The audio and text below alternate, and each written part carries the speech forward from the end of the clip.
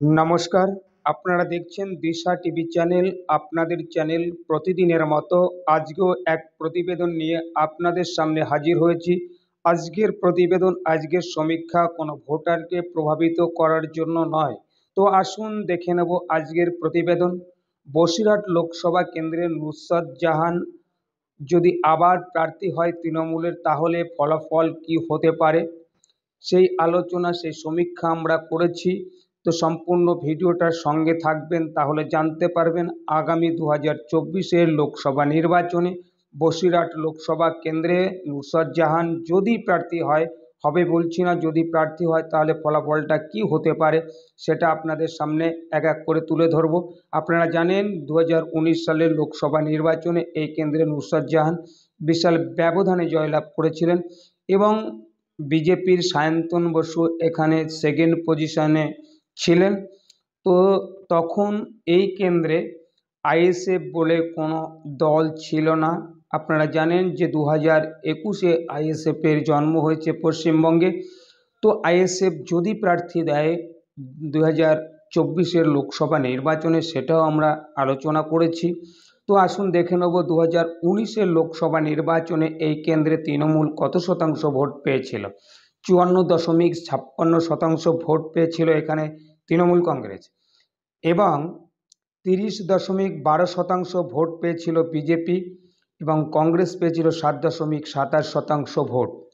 এবার আমরা জনগণের কাছে প্রশ্ন করেছিলাম এবং কি উত্তর এসেছে সেটা আপনাদের সামনে এক এক করে তুলে ধরব, তাহলে আপনারা জানতে পারবেন কোন দল এখানে কত শতাংশ ভোট পেতে পারে এবং কি হতে পারে 2024-এর লোকসভা নির্বাচনে। তো আসুন দেখে নেব আমাদের প্রথম প্রশ্ন। 2023-এ 5 রাজ্যে বিধানসভা নির্বাচন হয়ে গেছে, তার রেজাল্ট আমরা দেখেছি। তো এই 3 রাজ্যে বিজেপি জয়লাভ করেছে। 2024-এর নির্বাচনে তার কোনো প্রভাব পড়বে কিনা সেটা জনগণের কাছে আমরা প্রশ্ন রেখেছিলাম। 30% লোক বলছেন হ্যাঁ প্রভাব পড়বে, 39% লোক বলছেন না প্রভাব পড়বে না, আর 31% লোক বলছেন কিছু বলতে পারবো না। তো এরকম করে আমরা আসব দ্বিতীয় যে প্রশ্ন, সেই দ্বিতীয় প্রশ্নে দেখুন। দ্বিতীয় প্রশ্ন, তৃণমূল কংগ্রেস অভিযোগ করছে কেন্দ্র সরকার 100 দিনের কাজের টাকা আটকে রেখেছে। দিল্লিতে ধর্না হয়েছে, রাজ্যে কলকাতাতে ধর্না হয়েছে। তো আপনারা দেখেছেন এর প্রভাব কতটা পড়তে পারে 2024-এর লোকসভা নির্বাচনে এবং এই কেন্দ্রে। 32% লোক বলছেন হ্যাঁ প্রভাব পড়বে, 30% লোক বলছেন না প্রভাব পড়বে না, 31% লোক বলছেন বলতে পারবো না, আর 7% লোক কিছুই বলেনি। এবার আসব আমরা তৃতীয় প্রশ্নে। তো আপনাদের সামনে তৃতীয় প্রশ্ন আমি তুলে ধরছি। তৃতীয় প্রশ্ন, রাজ্যে যে শিক্ষক নিয়োগ, পুরনিয়োগ এবং রেশন দুর্নীতির অভিযোগ উঠেছে, তৃণমূলের অনেক নেতা কর্মী জেলে আছেন, ইডি সিবিআই তদন্ত করছে। এর প্রভাব 2024 সালের লোকসভা নির্বাচনে এবং বসিরহাট লোকসভা কেন্দ্রে কতটা প্রভাব পড়তে পারে। 31% লোক বলছেন না কিছু প্রভাব পড়বে না, 51% লোক বলছেন হ্যাঁ প্রভাব পড়বে, আর 18% লোক বলছেন বলতে পারবো না।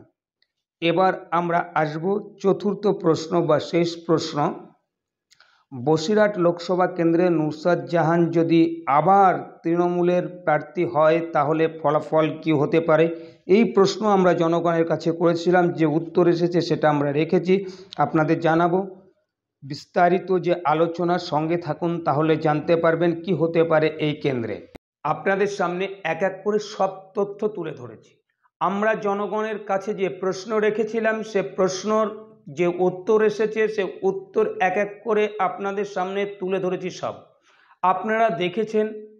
এখন এই প্রতিবেদনের মূল যে কথা সেটা আপনাদের সামনে বলবো, যে এই 2024-এর লোকসভা নির্বাচনে বসিরহাট লোকসভা কেন্দ্রে আবার যদি তৃণমূল কংগ্রেসের প্রার্থী হন নুসরাত জাহান, তাহলে ফলাফলটা কি হতে পারে বা কোন দল কত শতাংশ ভোট পেতে পারে সেই সম্ভাব্য যে ফলাফলটা আপনাদের সামনে তুলে ধরব।